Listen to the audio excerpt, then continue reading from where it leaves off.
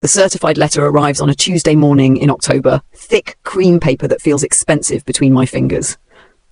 I'm sitting at my kitchen table in my cramped Chicago studio apartment, coffee growing cold as I read the same paragraph 3 times before the words finally sink in, and to my beloved granddaughter Emma Catherine Walsh. I leave my property at 847 Maple Grove Lane, Portland, Oregon, along with all furnishings, personal effects, and the sum of $75,000 to facilitate her new beginning. My grandmother Rose passed 6 months ago, but the estate has been tangled in probate court until now. I knew she'd left me something, she always promised she would, but I'd expected maybe her jewelry or a small inheritance. Not a house, not a complete life change sitting in legal documents on my breakfast table. The property photos attached to the letter show a charming craftsman bungalow with a wraparound porch and mature oak trees. 3 bedrooms, 2 bathrooms, a kitchen with original hardwood floors and built-in cabinets. The kind of home I've dreamed about but never imagined I could afford on my social worker salary. I call in sick to work and spend the day researching Portland neighborhoods, property values, job markets. By evening, I've submitted applications to 4 social service agencies and researched moving companies. The decision crystallizes with startling clarity. I'm going. 2 weeks later, I'm loading my Honda Civic with everything I own when my phone rings. Mom's contact photo, the 3 of us at my brother Jake's wedding last year, flashes on the screen. Emma, honey, we need to talk about Grandma Rose's house. Her voice carries that particular tone I remember from childhood, the one that meant I was about to disappoint her somehow. What about it? I'm wedging a box of books into my backseat, phone pressed between my shoulder and ear. Well, it's such a big responsibility for someone your age, and so far from family. She pauses. Your father and I have been discussing it, and we think it would be better if you sold it and invested the money wisely. I straighten up, abandoning the box. Mom, I'm 28, not 18, and I'm not selling. I'm moving to Portland next week. The silence stretches long enough that I check to see if the call dropped.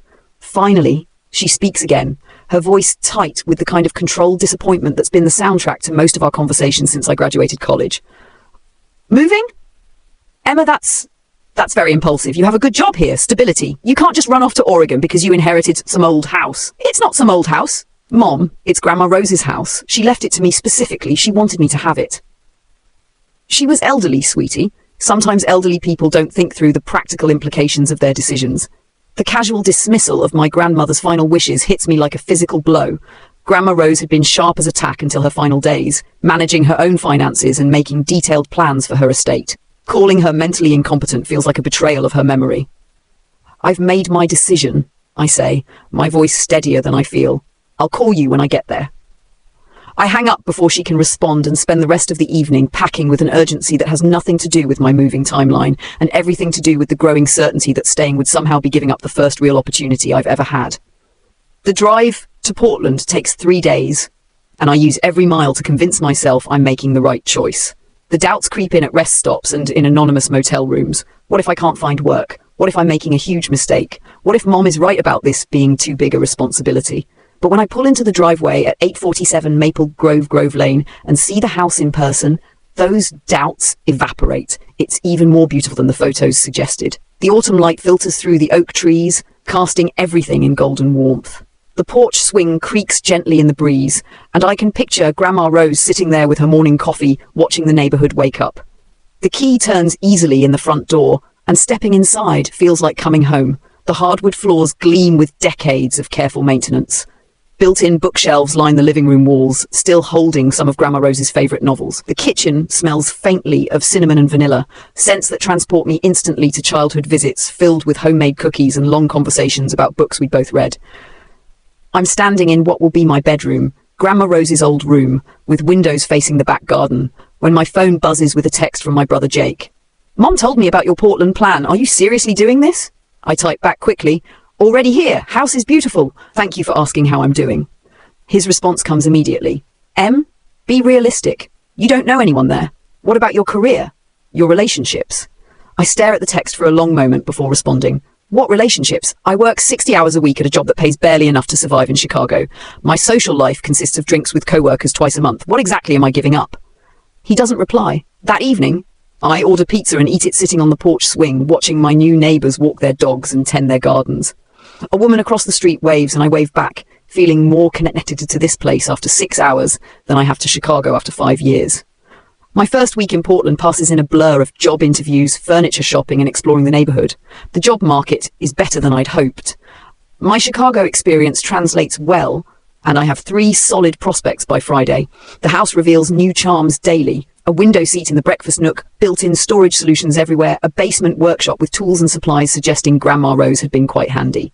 I'm refinishing a wooden bench I found in the garage when my phone rings. Dad's contact photo appears, and I consider letting it go to voicemail before guilt wins out. Hi, Dad. Emma, sweetheart, how are you settling in?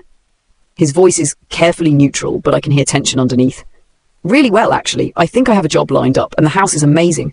Grandma Rose took such good care of it. That's wonderful, honey. Listen, your mother and I have been talking, and we're worried about you being so far from family, especially with winter coming. He pauses. We'd like to come visit, see the place for ourselves. Something in his tone makes my stomach clench, but I can't pinpoint why. Of course, I'd love to show you around. When were you thinking? How about next weekend? We could drive out Friday, stay through Sunday? Sure, I say, though part of me wishes I'd had more time to fully settle in first. I'll get the guest room ready. After we hang up, I spend the rest of the day cleaning and organising, wanting everything to be perfect for their visit. I buy flowers for the dining room table and stock the refrigerator with Dad's favourite beer and Mom's preferred wine. By Thursday night, the house looks magazine ready. They arrive Friday evening as promised, Mom emerging from their SUV with the tight smile she wears when she's trying to be supportive but doesn't quite manage it. Dad is more genuinely enthusiastic, admiring the architecture and asking knowledgeable questions about the foundation and roofing. It's lovely, Emma, Mom says, standing in the living room and turning in a slow circle, though it seems quite large for one person. I like having space, I say, leading them into the kitchen, and I'm thinking about getting a roommate eventually, maybe renting out one of the bedrooms. A roommate? Mom's eyebrows rise. Is that wise? You don't know anyone here. How would you vet potential tenants? The same way people do it everywhere else, Mom. References, background checks, interviews. She purses her lips but doesn't respond directly. Instead, she opens one of the kitchen cabinets and peers inside. These are the original cabinets, aren't they? They must be from the 1920s. 1924, I confirm. The house was built for the original owner's daughter as a wedding gift. Charming, she says, though her tone suggests otherwise. They'll need updating eventually. The kitchen feels quite dated. I bristle at the criticism. The kitchen is one of my favourite rooms, with its vintage charm and thoughtful details. I like it the way it is. It has character. Of course, Mom says quickly. I just meant for resale value. Eventually. That night at dinner, the conversation stays surface level. My job prospects, the neighbourhood, the weather. But I sense undercurrents I can't quite identify. Meaningful looks pass between my parents when they think I'm not watching. Saturday morning, I wake to find them both in the kitchen, coffee made and breakfast laid out. Mom is studying what looks like a real estate listing on her phone. Morning, I mumble, pouring myself coffee. You're up early? We wanted to explore the neighbourhood a bit, Dad says. Get a feel for the area. Great idea. I can show you the park, and there's a great farmer's market on Saturdays. Actually, Mom says, not looking up from her phone, we thought we'd drive around ourselves first. Get oriented. Something about her tone makes me uneasy, but I can't put my finger on what. Okay, I have some errands to run anyway. When I return from the grocery store 2 hours later, I find them in the living room with papers spread across the coffee table. Real estate printouts, I realise with growing alarm. Lots of them. What's all this? I ask, setting down my bags. Mom looks up with the bright smile she uses when she's about to deliver unwelcome news. We've been doing some research on the local market. Emma, do you realise what this property is worth? I sink into the armchair across from them. I have a general idea.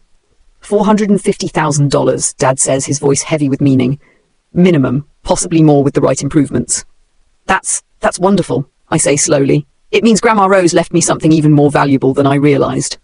Exactly, Mom says, leaning forward, which is why we think you should seriously consider selling while the market is hot. The words hit me like cold water. Selling? Mom, I just moved here. I just got settled.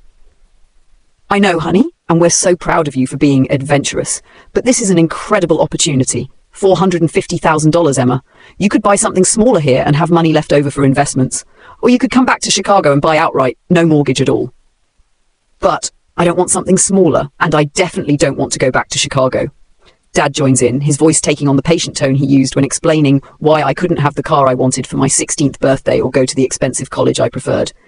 Emma, be practical. This house is beautiful, but it's a lot of maintenance for someone your age. The heating bills alone in a place this size. I can handle the maintenance, I interrupt. And the heating bills. Of course you can, Mom says quickly. You're very capable.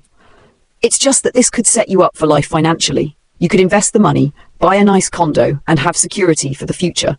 I look between them, seeing the earnest expressions that don't quite mask something else, something that looks uncomfortably like greed. Did you spend yesterday looking at real estate instead of exploring the neighborhood? The silence stretches just a beat too long. We might have driven by a few properties, Dad admits, just to get a sense of the market. We found some lovely condos downtown, Mom adds.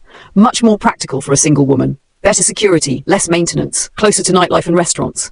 I stand up, pacing to the window that looks out on the garden Grandma Rose tended for decades. The roses are still blooming, late-season flowers that seem to glow in the afternoon light. You don't understand, I say without turning around.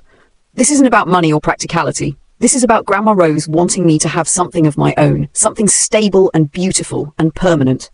But honey, Mom's voice takes on that patient, slightly condescending tone I remember from adolescence. $450,000 is stable. It's more stable than an old house that could need expensive repairs at any time.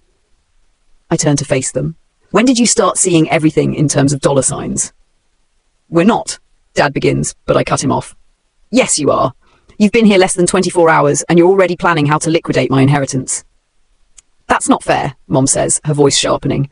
We're thinking about your future, about what's best for you. What's best for me is living in the house my grandmother wanted me to have, the house she chose to leave to me, specifically. She left it to you because she loved you, Dad says gently, but that doesn't mean holding on to it is the wisest financial decision. I stare at them, seeing my parents clearly for perhaps the first time. The way they've been eyeing the original light fixtures, the hardwood floors, the built-in details, the way they've calculated square footage and market comparisons instead of appreciating the home Grandma Rose created. Get out, I say quietly. Emma. Mom's voice goes sharp with alarm. Don't be dramatic. I'm not being dramatic. I'm being clear. This is my house, my decision, and my life. If you can't respect that, you can leave. We're your parents, Dad says, his voice rising.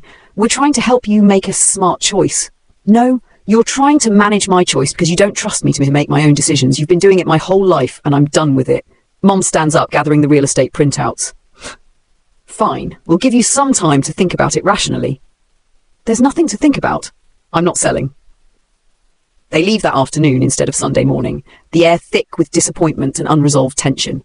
I watch from the porch swing as they load their suitcase into the SUV, Mom's movements sharp with irritation, Dad's shoulders set in the resigned line I remember from every time he'd chosen not to fight with her about her plans. After they drive away, I sit in the quiet house and feel something settle inside me. For the first time since the inheritance, I'm completely certain I've made the right choice. Monday brings a job offer, a position with the county social services department that pays better than my Chicago job and comes with excellent benefits. I accept immediately and spend the evening celebrating with takeout Thai food and a bottle of wine I've been saving. The congratulatory text from Jake arrives Tuesday morning. Mom told me you got the job. Congrats. Still think you should consider their advice about that house, though. I stare at the message for a long time before typing back. Their advice was to sell my inheritance and move into a condo. That's not advice, that's them trying to manage my life. His response comes quickly. They're worried about you being so far away. They're worried about me having something they can't control, I reply, then immediately delete the message before sending. Instead I type, I'm happy here, Jake. I wish that was enough for them. He doesn't respond. The silence from Chicago stretches for 2 weeks. No calls, no texts, no emails. I tell myself I don't miss the constant low-level anxiety that came with managing their expectations and disappointments. I'm sleeping better, eating better, actually enjoying my work instead of dreading it. But the silence bothers me more than I want to admit. On a Thursday evening in November, I'm raking leaves in the front yard when my neighbour from across the street, Carol, I've learned, comes over with a plate of homemade cookies and news that changes everything. I hope you don't mind me asking, she says, settling onto the porch steps beside me, but did your family stop by again yesterday while you were at work? I freeze, a handful of leaves suspended in midair. My family? A couple, maybe in their 50s? They knocked on my door asking about the neighbourhood, property values, that sort of thing. Said they were your parents and were thinking about buying something nearby. She pauses, studying my face. They asked a lot of questions about your grandmother too. How long she lived here, whether she had any financial troubles before she passed. The leaves scatter from my suddenly nerveless fingers. They said what? Carol's expression grows concerned. Oh dear, I hope I haven't spoken out of turn. They seemed very nice, just curious about the area. Did they say why they were interested in buying here? They mentioned wanting to be closer to their daughter who just inherited her grandmother's house. They seemed quite proud of your inheritance, actually, said it was worth quite a lot of money. I sink onto the steps beside her, my mind racing. Carol, I need to ask you a favour. If anyone comes around asking questions about me or this house again, would you call me right away? Of course, dear. Is everything all right? I look up at the house, my house, with its warm yellow light spilling from the windows onto the front porch. Everything about it feels like home in a way nowhere else ever has. The thought of my parents circling like vultures, asking neighbours about property values and my grandmother's finances, makes me sick. I'm not sure, I tell Carol honestly, but I think it might not be. That night I call Jake. Hey, how's Portland treating you? Jake, I need you to be honest with me. Have Mom and Dad said anything to you about the house? Anything beyond what they told me directly? The pause is long enough to confirm my suspicions. Jake! Look, they're just worried about you. The house is worth a lot of money and you're out there all alone. That's not what I asked. What have they said specifically? Another pause. Then, quietly, Mom thinks you're not thinking clearly. She's worried you'll get in over your head with maintenance costs and property taxes and end up losing the house anyway.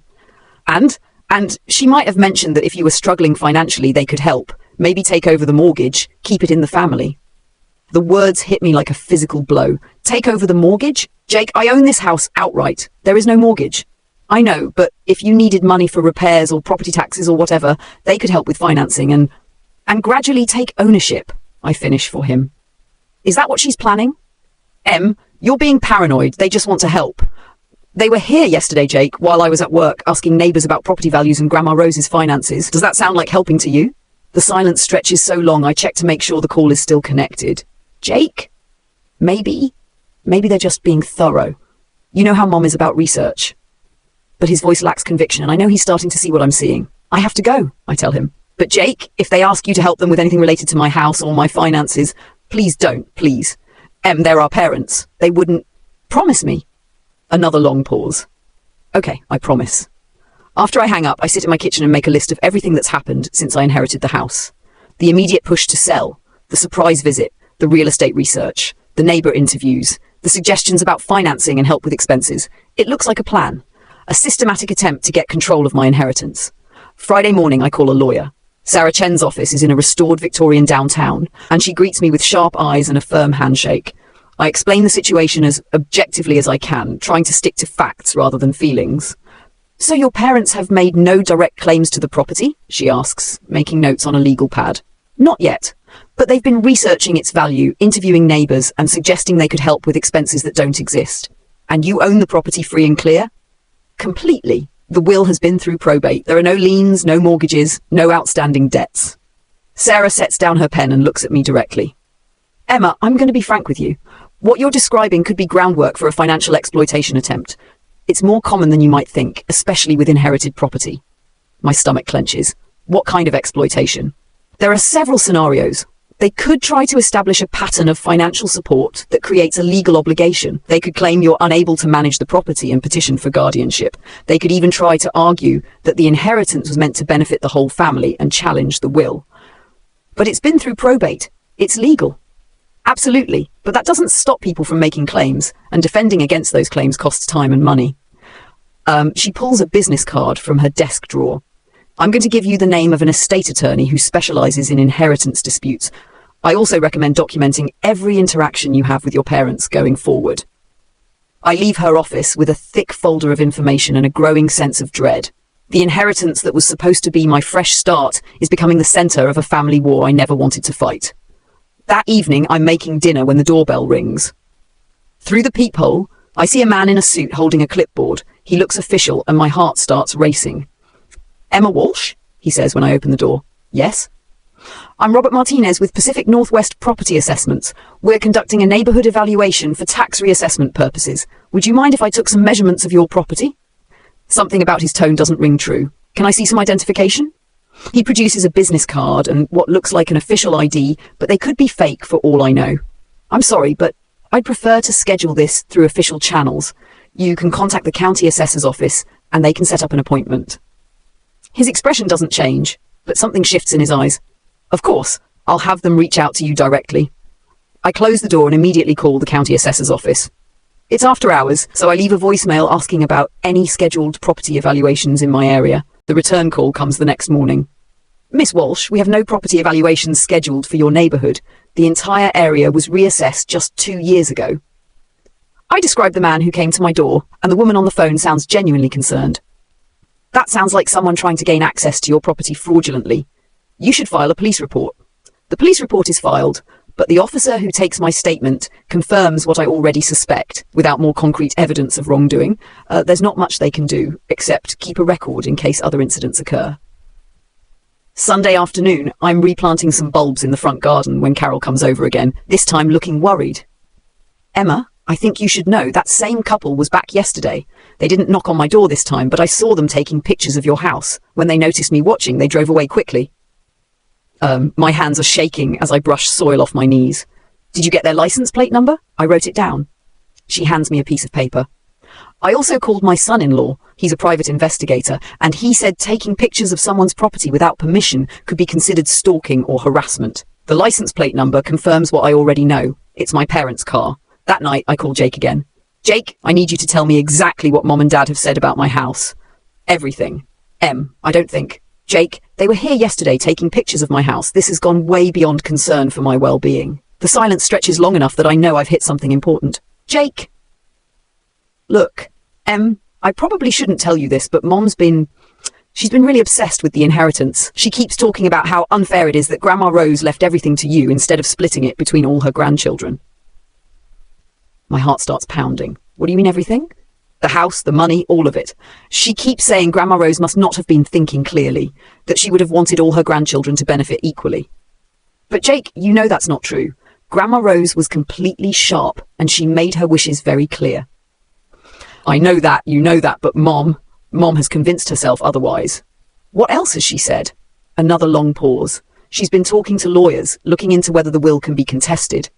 The world seems to tilt sideways. Contested on what grounds? Undue influence, I think. She's claiming that you manipulated Grandma Rose into leaving you everything. I have to sit down. The accusation is so far from reality that it takes my breath away. Grandma Rose made her own decisions about everything until the day she died. If anything, I tried to talk her out of leaving me so much, insisting she should enjoy her money herself. Jake, you know that's not true. Of course I know it's not true, but she's really committed to this idea, and Dad's going along with it because he always does. What exactly are they planning? I don't know all the details, but I think they're building a case that you somehow coerced Grandma Rose. The pictures, the neighbour interviews, all of that. I think they're trying to establish that you're living beyond your means and must have convinced her to leave you money you shouldn't have. I close my eyes, feeling the weight of betrayal settle in my chest. My own parents are building a case against me. I'm sorry. I should have warned you sooner, but I kept hoping they'd come to their senses. After we hang up, I sit in my kitchen and look around at the home that's brought me so much peace over the past few months. The thought of losing it, of having to defend my right to my grandmother's gift, makes me feel physically ill. But more than that, it makes me angry. Angry at the greed that's poisoned my parents' view of my inheritance. Angry at the manipulation and deceit. Angry at the way they're dishonoring Grandma Rose's memory by suggesting she wasn't competent to make her own choices. I pull out my phone and scroll to my parents' number. For a moment, I consider calling them directly, confronting them about what I know. But something stops me. If they're really building a legal case, anything I say could potentially be used against me. Instead, I call Sarah Chen's office and leave a voicemail requesting an urgent appointment with the estate attorney she recommended. Monday morning, I'm sitting across from David Kwan, a soft-spoken man with decades of experience in inheritance disputes. Your situation is unfortunately not uncommon, he tells me after reviewing the documentation I've brought. Family members who feel entitled to inherited property sometimes go to great lengths to challenge wills, even when those wills are legally sound. But Grandma Rose was completely competent when she made her will. Her doctor will confirm that. I'm sure he will, but will contests aren't always based on reality. They're often based on family members' perceptions of fairness or their own financial needs. He pulls out a thick folder.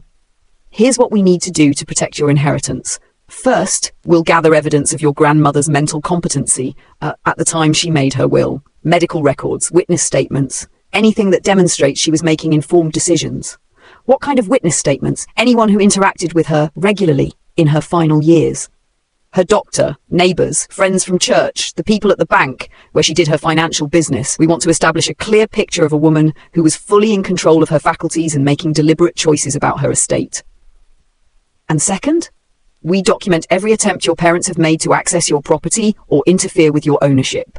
The unauthorized visits, the fake property assessor, the neighbor interviews, all of it establishes a pattern of harassment that undermines any claim that they're acting out of genuine concern for your well-being. Over the next several days, I throw myself into building our case. I collect medical records showing Grandma Rose's clean bill of mental health right up until her final illness. I interview neighbors who remember her as sharp and independent, managing her own affairs and speaking clearly about her plans for the house. Mrs. Peterson, the elderly woman who lived next door to Grandma Rose for 30 years, provides perhaps the most compelling testimony. Rose talked about leaving you the house for at least 5 years before she passed, she tells me over coffee in her kitchen. She was so proud of your work with families, and she said she wanted to give you the stability you deserved.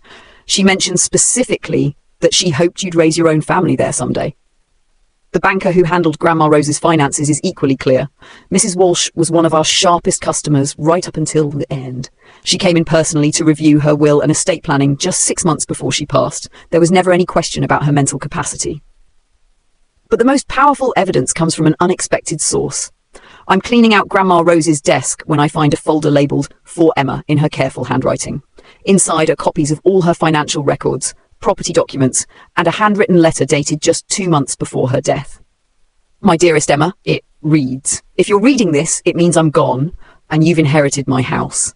I know this might come as a surprise, and I know other family members might not understand my decision. I want you to know that I've thought about this carefully for years. You are the one grandchild who has always appreciated simple pleasures, a good book, a quiet afternoon, a home-cooked meal. You understand that a house isn't just an investment. It's a place where life happens, where love lives. I've watched you struggle in that tiny apartment in Chicago, working so hard to help other families while barely able to afford a place of your own. I've seen how you light up when you talk about having a garden someday, about hosting holidays, about having room for the children you hope to have. This house has been my sanctuary for 40 years. Now I want it to be yours. Don't let anyone convince you that you don't deserve it, or that you somehow manipulated an old woman into giving it to you. I'm completely in my right mind as I write this, and this is completely my choice. Live well, my dear girl. Fill this house with laughter and love and all the dreams you've been saving up. All my love, Grandma Rose. P.S. Your parents are good people, but they sometimes forget that love can't be measured in dollars. Don't let them turn my gift into something ugly. I sit in Grandma Rose's chair and cry. For her wisdom, for her love, for the way she saw through to the heart of what's happening now. When David reviews the letter, his expression is grim but determined. This is exactly what we need. She anticipated this challenge and specifically addressed it. This letter, combined with everything else, makes your case very strong. So what happens now? Now we wait to see if they actually file a contest, and if they do, we're ready for them. The lawsuit arrives by certified mail on a cold Tuesday morning in December. Thick legal documents that make my hands shake as I read them. Walsh versus Walsh in formal black type. My own parents suing me for the house that's become my sanctuary. The claims are exactly what Jake warned me about. Undue influence, mental incapacity, and something called unjust enrichment. That suggests I somehow tricked Grandma Rose into leaving me more than my fair share. Reading their sworn statements feels like being punched repeatedly in the stomach. They claim I isolated Grandma Rose from other family members. They suggest I manipulated her by exaggerating my financial struggles. They even imply that I moved to Portland specifically to prevent them from helping me manage my inheritance properly. Every allegation is a distortion of reality, but seeing it laid out in legal language makes me doubt myself. Did I talk to Grandma Rose too much about my cramped apartment and financial stress? Was accepting her gift somehow taking advantage of her love for me? David reviews the lawsuit with professional calm, but I can see anger flash in his eyes as he reads their claims. "This is a fishing expedition," he says finally. "They're hoping you'll be so overwhelmed by the legal process that you'll agree to settle and give them part of what they want." But what if a judge believes them? "Emma, look at me." His voice is firm. "Your grandmother's letter alone demolishes their case. She specifically anticipated this challenge and explained her reasoning. Combined with all the medical and financial evidence of her competency, they have no grounds to stand on." Then why are they doing this? Because filing a lawsuit is relatively cheap and defending against one is expensive and emotionally draining. They're betting that you'll give up rather than fight. I look out his office window at the Portland skyline, thinking about the house that's become more home to me in 4 months than anywhere I've ever lived. The garden where I planted spring bulbs. The kitchen where I've started experimenting with Grandma Rose's recipe cards. The porch swing where I sit with my morning coffee and watch the neighborhood wake up. "I'm not giving up," I say. Whatever this costs, whatever it takes, that house is mine, and I'm keeping it. The legal battle consumes the next 6 months of my life. Depositions where I have to sit across from my parents and answer questions about every conversation I ever had with Grandma Rose. Discovery requests that force me to turn over years of personal financial records, phone logs, even social media posts that might show my relationship with my grandmother. The worst part is watching my parents lie under oath. Mom sits in that sterile conference room and swears that Grandma Rose seemed confused and forgetful during her final years, despite the mountain of evidence to the contrary. Dad claims they only visited my house because they were concerned about my ability to maintain such a large property, conveniently omitting the real estate research and fake property assessor. Their lawyer is a sharp-eyed woman named Patricia Hendricks, who specializes in inheritance disputes. She paints a picture of me as a manipulative granddaughter who took advantage of an elderly woman's declining mental state. She questions my decision to move to Portland, suggesting it was a calculated move to isolate myself with my ill-gotten gains. Isn't it true, Miss Walsh, that you visited your grandmother more frequently in her final year than you had previously? She asks during my deposition. Yes, because she was getting older and I wanted to spend time with her. And during these visits, didn't you frequently discuss your financial struggles? Sometimes. She asked about my life and I answered honestly. Including telling her that you couldn't afford to buy a house in Chicago? Yes. And that you were living in a small apartment that you found inadequate. I can see where she's going with this. I told her about my living situation, yes. So you made sure she was aware of your housing needs before she revised her will to leave you her house? David objects and we take a break, but the damage is done. They're twisting my honest relationship with Grandma Rose into something calculated and predatory. The hardest moment comes when they depose Mrs. Peterson, my grandmother's elderly neighbor. At 92, she's sharp as ever, but Patricia Hendricks treats her like a confused old woman. Mrs. Peterson, you testified that Rose Walsh seemed mentally competent, but isn't it possible that someone with declining faculties might seem normal during brief interactions? Rose wasn't declining, Mrs. Peterson says firmly. She was sharp as a tack. We played bridge twice a week, right up until she got sick. And let me tell you, you can't fake your way through bridge with a foggy mind. But you're not a medical professional, are you? You wouldn't necessarily recognize the subtle signs of dementia or undue influence? David objects again. But I can see Mrs. Peterson's distress at having her judgment questioned. After the deposition, she takes my hand with trembling fingers. Don't you let them bully you, dear. Rose knew exactly what she was doing, and she'd be furious to see them putting you through this. The discovery process reveals the extent of my parents' planning. Email chains between them and their lawyer going back months before they first visited me in Portland. Research into property values, inheritance law, and strategies for contesting wills. They even hired a private investigator to look into my finances, trying to prove I was desperate enough to manipulate an elderly woman. But the discovery works both ways. We uncover their own financial motivations. Dad's struggling business, Mom's credit card debt, their concern about funding their own retirement. The picture that emerges is of two people who saw my inheritance as a solution to their own financial problems and convinced themselves they were entitled to a share. The most damaging evidence against them comes from their own communications. A text chain between Mom and Dad from 2 days after Grandma Rose's funeral shows their true feelings. Mom, I can't believe she left everything to Emma. It's not fair. Dad, maybe there's something we can do about it. I've been thinking the same thing. Emma's always been too trusting. She won't fight us if we're smart about it. Let me make some calls. See what our options are. When David presents these texts in court, I watch my parents' faces crumble. There's no way to spin those messages as concern for my well-being or doubt about Grandma Rose's mental capacity. It's pure greed, laid bare in their own words. The trial itself lasts 3 days. Patricia Hendricks presents their case with professional polish, but the evidence is thin. She brings in a geriatrician who never met Grandma Rose to testify about how elderly people can be susceptible to influence. She questions the timing of my visits and the revised will. She suggests that my move to Portland immediately after inheriting the house shows consciousness of guilt. But when David presents our defense, the difference is stark. We have Grandma Rose's own words explaining her decision. We have medical records, financial documents, and testimony from people who knew her well. Most powerfully, we have the documentation of my parents' behavior after the inheritance, the harassment, the lies, the systematic attempt to undermine my ownership. The judge, Honourable Margaret Chen, listens to 3 days of testimony with the patience of someone who's seen this kind of family ugliness before. When she delivers her ruling, her voice is crisp with disapproval. This court finds that Rose Walsh was of sound mind and body when she executed her final will and testament. The evidence overwhelmingly supports her mental competency and her deliberate choice to leave her property to her granddaughter, Emma Walsh. She looks directly at my parents. Furthermore, this court is troubled by the apparent bad faith motivations of the plaintiffs.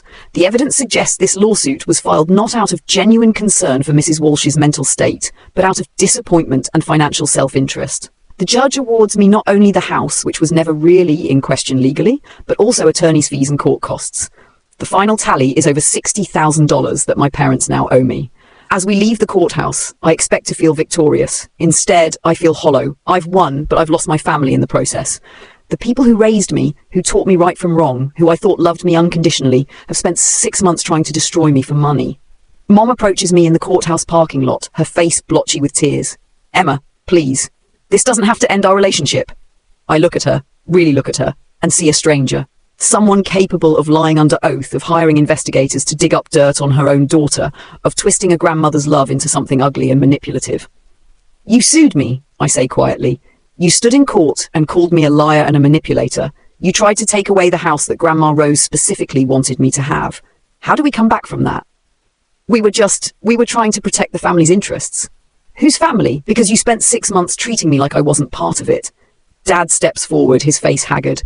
Emma, we made mistakes, but we're still your parents. That has to count for something. I think about Grandma Rose's letter, about her warning that my parents were good people who sometimes forgot that love can't be measured in dollars. But standing here in this parking lot, looking at the wreckage of our relationship, I'm not sure she was right about the good people part. You owe me $60,000, I say. I'll accept payments. It's not forgiveness, but it's not cruelty either. It's just business, which seems to be the only language they understand now. The drive back to Portland takes 6 hours, and I spend most of it trying to process what's happened. I've won a legal battle but lost a family. I've kept my inheritance, but at a cost I never imagined I'd have to pay. When I pull into my driveway, legally and finally, the house looks exactly as I left it. The spring flowers I planted are blooming in the front garden. The porch swing moves gently in the evening breeze. Everything is the same, but I'm different. Carol comes over as I'm unloading my overnight bag, her face anxious. How did it go? I won, I tell her. The house is mine, legally and completely. She hugs me and I start crying for the first time since the judge read her ruling. Not tears of joy, but tears of grief for the family I thought I had and the parents I thought I knew. That night, I sit at Grandma Rose's kitchen table and reread her letter. The part about my parents being good people seems naive now, but her other words ring truer than ever. Don't let anyone convince you that you don't deserve it or that you somehow manipulated an old woman into giving it to you. I didn't deserve what they put me through, but I did deserve the house. I deserved Grandma Rose's love and her faith in my future. I deserved a fresh start and a place to call home. Over the following weeks, I begin to rebuild my life around the reality of what's happened. I block my parents' numbers and return their emails unread. When Jake calls to try to mediate, I tell him I love him, but I can't have a relationship with him while he maintains one with people who tried to destroy me. There are parents, Em, he says, his voice heavy with sadness. They stopped being my parents when they decided money was more important than family, I reply. I hope someday you understand the difference. The isolation is harder than I expected. Holidays are particularly difficult. Thanksgiving alone, Christmas with just me and a small tree, New Year's Eve with a bottle of wine and a pile of books. But slowly, I start building new traditions. Carol invites me for Sunday dinners. My co-workers become friends. I join a book club at the local library and a hiking group that explores the Columbia River Gorge on weekends. Spring brings new growth in the garden and new possibilities in my life. I get a promotion at work and use the extra money to renovate the guest bathroom, choosing tile and fixtures that please only me. I adopt a cat from the shelter, a grey tabby named Rose who sleeps in the sunny spot by the kitchen window and seems to approve of my grandmother's choice in homes. The legal fees from my parents arrive in monthly installments, usually accompanied by passive-aggressive notes about how the lawsuit has affected their retirement plans or their ability to help Jake with his mortgage. I file the checks without reading the notes. One evening in June, I'm watering the vegetable garden I planted where Grandma Rose's roses used to grow when my phone buzzes with a text from an unknown number.